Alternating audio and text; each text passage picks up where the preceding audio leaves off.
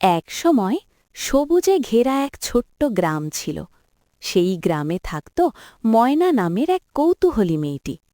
ময়নার সবচেয়ে প্রিয় কাজ ছিল নদীর ধারে বসে গল্প কল্পনা করা আর আকাশের পাখিদের সাথে কথা বলা। একদিন ভোরবেলায় সে জঙ্গলের ভেতর থেকে এক অদ্ভুত আলো দেখতে পেল। আলো অনুসরণ করে সে পৌঁছে গেল এক প্রাচীন বটগাছের নিচে।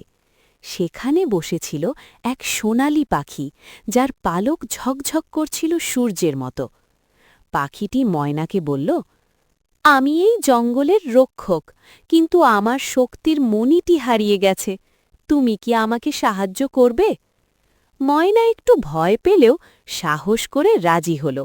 সে নদী পেরোল, অন্ধকার গুহায় ঢুকল আর বুদ্ধি আর সদয় মন দিয়ে সব বাধা পার করল।